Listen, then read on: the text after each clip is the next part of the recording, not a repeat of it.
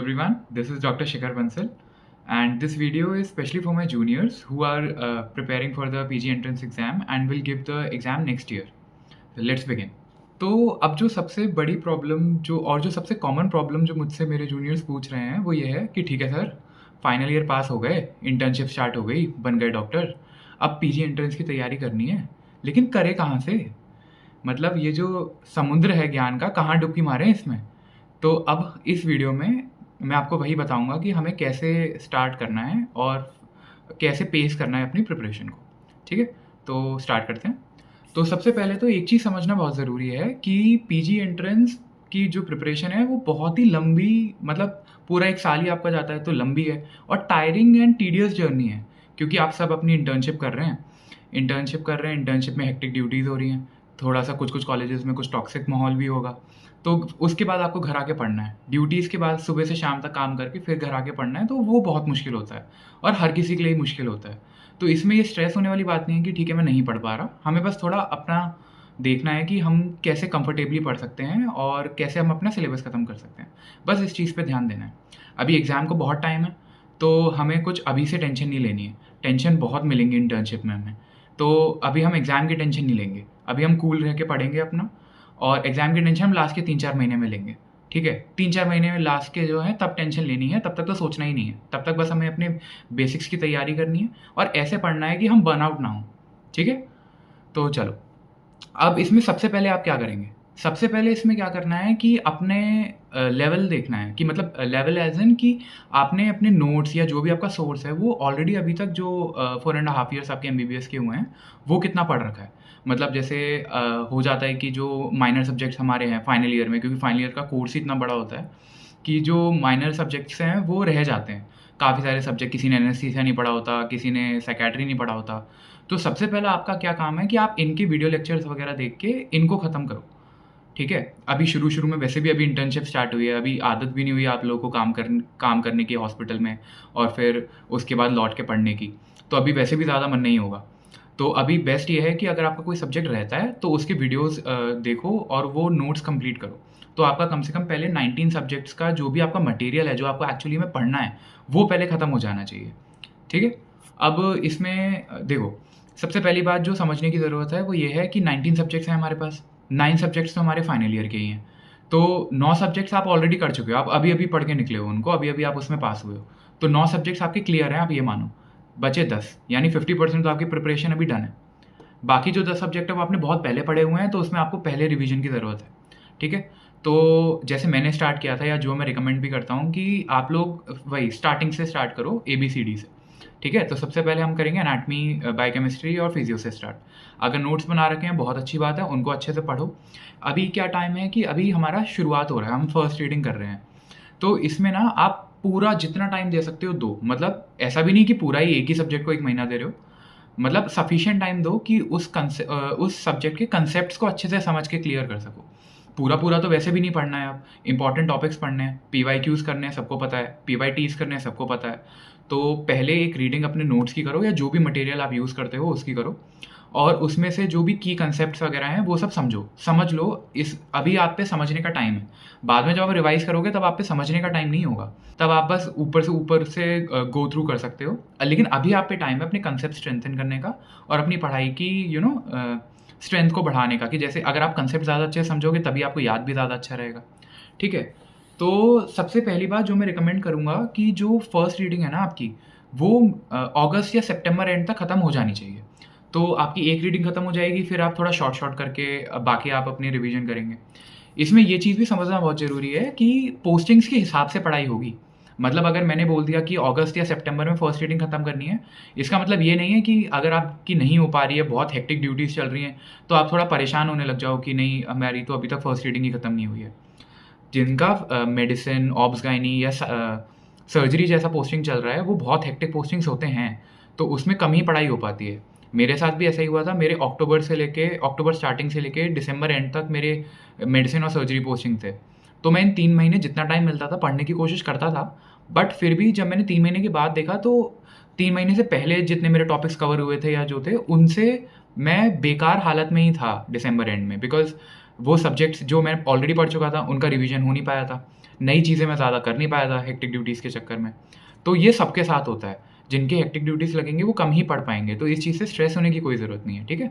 जितना हो रहा है उतना करना है, जितना टाइम मिल रहा है उसमें बेस्ट करना है अपना, ठीक है? और एक चीज़ और जो मेन ध्यान देनी है, जो काफ़ी लोग गलतियाँ करते हैं कि बहुत सारे सोर्सेज़ हैं आज के टाइम पे। आप जब भी कुछ भी सोशल मीडिया खोलोगे, इंस्टाग्राम खोलोगे, यूट्यूब खोलोगे, कुछ भी खोलोगे, आपको नया सोर्स ही दिखेगा वहाँ पे। तो एक चीज़ ये करनी है कि जो सोर्स पढ़ा है वही पढ़ेंगे। मतलब ठीक है, कुछ टॉपिक्स ऐसा हो सकता है कि कहीं और से करने पड़ गए, कहीं और से करने पड़ गए। तो उसमें आपको क्या करना है कि कंपाइल करना है उसको एक जगह पे। आपने नोट्स पढ़े किसी सब्जेक्ट के, मान लो आपने एनाटॉमी से स्टार्ट किया। आपने एनाटॉमी के नोट्स पढ़ लिए अपने, आपने पीवाईक्यूज़ वगैरह सॉल्व करे, ठीक है, ये गलत हुए, वो टॉपिक्स थोड़े ध्यान से पढ़ लिए।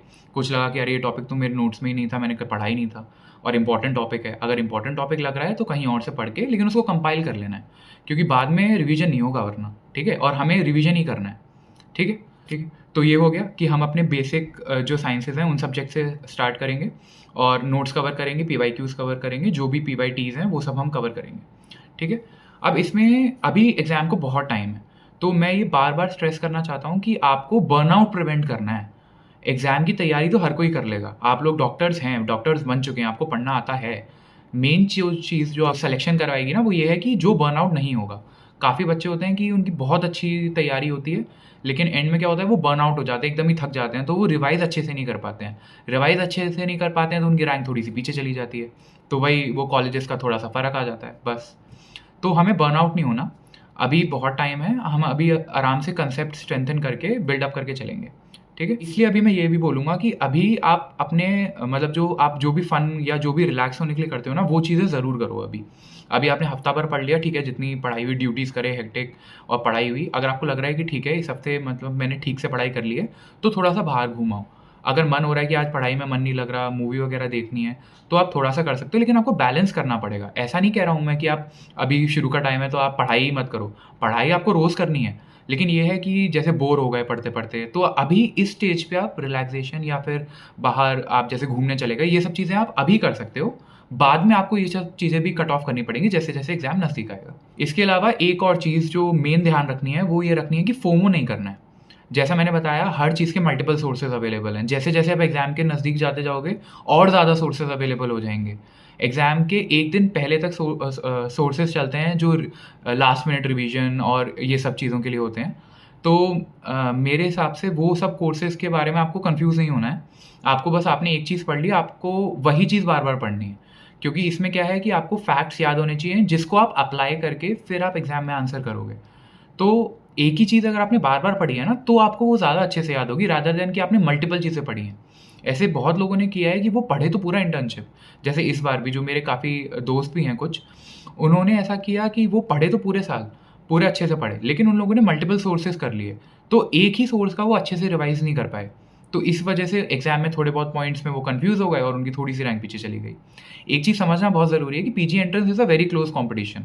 मतलब एक क्वेश्चन पे, एक मार्क पे बहुत वेरिएबिलिटी आ जाती है कि आपने मान लो आपके करेक्ट्स भी साथ मतलब इक्वल ठीक होंगे कि 2 बच्चे हैं, उनके corrects number of correct same है। बट क्योंकि किसी ने कुछ ज़्यादा अटेम्प्ट कर दिया, उसकी थोड़ी बहुत नेगेटिव ज़्यादा हो गई, इसी से रैंक में बहुत फ़र्क आ जाता है। तो इसलिए आपको इस चीज़ का तो ध्यान देना है, क्वेश्चंस प्रैक्टिस करने हैं, ठीक है? और अपनी थ्योरी पे ध्यान देना है, एक ही सोर्स पे ध्यान देना है। और इसमें एक और चीज़ जो मैं स्ट्रेस करना चाहूँगा, जीटीज़। जीटीज़ को बहुत ही ओवर हाइप कर दिया गया है। आप जब भी देखोगे किसी भी सोशल मीडिया पे, किसी भी जगह, हर कोई यही बोलेगा कि पहले दिन से जीटी दो। भले ही आपके 200 में से 20 क्वेश्चन सही हों, लेकिन पहले दिन से जीटी दो। मैं ये सब नहीं मानता हूँ।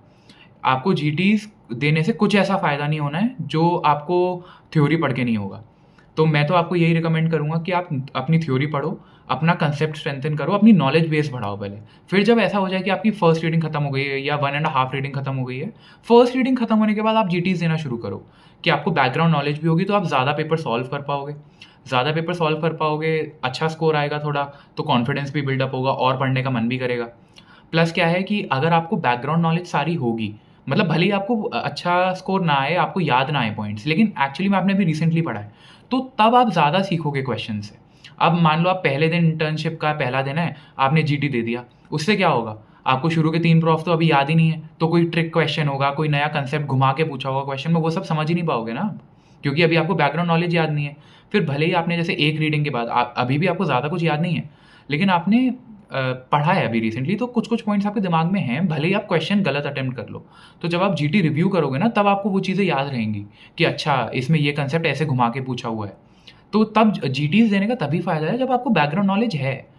तो आपको क्या करना है कि अपने आप को जो चीज़ सूट करती है, उस तरीके से पढ़ाई करनी है, इस तरीके से नहीं कि कौन क्या बोल रहा है। और जीटीज़ ऐसा नहीं है कि आपको शुरू से देने हैं, आप आराम से अपनी पढ़ाई करो, केवल जीटीज़ देते रहोगे, पढ़ाई नहीं करोगे तो उससे भी कोई फ़ायदा नहीं है। तो जीटीज़ जैसे मैं अगर आपको अपना बताऊँ, मैंने एक जीटी मई में दिया था, एक अगस्त में दिया था और फिर मैंने सारे दिसंबर के बाद दिए थे। तो मैं तो आपको यही रिकमेंड करूँगा कि आप लोग पहले अपना पढ़ाई करो, अपने नोट्स पढ़ो और जीटीज़ बाद में देने हैं। शुरुआत में भी आप दे सकते हो, लेकिन ऐसा नहीं है कि केवल जीटीज़ ही दिए जा रहे हैं, उसी का प्रेशर लिए जा रहे हैं। ठीक है? और एक और लोगों का बहुत डाउट रहता है कि सर हम कैसे पढ़ें कि हमारी अंडर 100 रैंक आ जाए? सर हम कैसे पढ़ें कि हमारी 50 रैंक अंडर 50 रैंक आ जाए? तो एक मैं चीज़ बहुत अच्छे से आपको मतलब बहुत ऑनेस्टली आपको समझाना चाहता हूँ कि पीजी का जो एग्ज़ाम है ना, वो बहुत ही ज़्यादा क्लोज़ कॉम्पिटिशन होता है। ठीक है? तो उसमें ऐसा आप अंडर 100 सोच के मत पढ़ो, क्योंकि अंडर 100, अंडर 200 ये तो वो हो गई कि जो लास्ट के 3 एंड हाफ आवर्स या लास्ट के 3 आवर्स में आप जैसा पेपर अटेम्प्ट करोगे ना, ये जो रैंक्स है अंडर 200 वाली, ये वो फैक्टर डिसाइड करेगा, ये वो डिसाइड नहीं करेगा आपकी प्रिपरेशन कैसी है। तो आप रैंक्स के बारे में ज़्यादा मत सोचो, स्ट्रेस वैसे ही इंटर्नशिप में बहुत होता है। कभी-कभी किसी टॉक्सिक डिपार्टमेंट का स्ट्रेस होता है, कभी-कभी वर्कलोड का स्ट्रेस होता है, पढ़ाई नहीं हो पा रही होती है, रेस्ट नहीं मिल रहा होता है, इन सब चीज़ों का स्ट्रेस होता है। तो एक और स्ट्रेस अपने दिमाग में मत पालो कि मुझे टॉप 100 रैंक लानी है। आपको बस अच्छे से प्रिपेयर करना है, रैंक अपने आप आ जाएगी अच्छी, ठीक है? तो एक टारगेट बस लेके चलो कि हाँ, मुझे ये ब्रांच में इंटरेस्ट है, मुझे ये ब्रांच चाहिए, तो अप्रॉक्सिमेटली मुझे इस रेंज में रैंक चाहिए। लाइक इफ़ यू सी कि अंडर 1000 रैंक में मोस्टली अच्छे कॉलेजेस से क्लिनिकल ब्रांचेस मिल जाती हैं। तो आप अंडर 1000 एक ब्रॉड माइंड में बना लो कि हाँ, मैं अच्छे से प्रिपेयर करूँगा, अंडर 1000 आ जाए तो मेरा काम हो जाएगा। तो क्या है कि एक फैक्टर स्ट्रेस का खत्म हो गया। फिर तो आप जैसा-जैसा अच्छा प्रिपेयर करते जाओगे और लास्ट के 3 आवर्स आप जितना अच्छा अटेम्प्ट दोगे, उसके बेसिस पे आपकी रैंक आ जाएगी। वो आपकी फिर कितनी भी आ सकती है। तो आप रैंक्स के बारे में ज़्यादा मत सोचो, क्योंकि वो उससे बस स्ट्रेस बिल्डअप होगा। ऐसे ही आप जीटी रैंक्स के बारे में ज़्यादा मत सोचो। जीटीज़ को as a source of learning use करो कि जीटी में स्कोर क्या आ रहा है, रैंक क्या आई, ठीक है, कोई बात नहीं। अब जो लीव किए थे, जो गलत थे या जो भी थे, वो सब अच्छे से रिव्यू कर लेना है, फिर अगला जीटी देना है।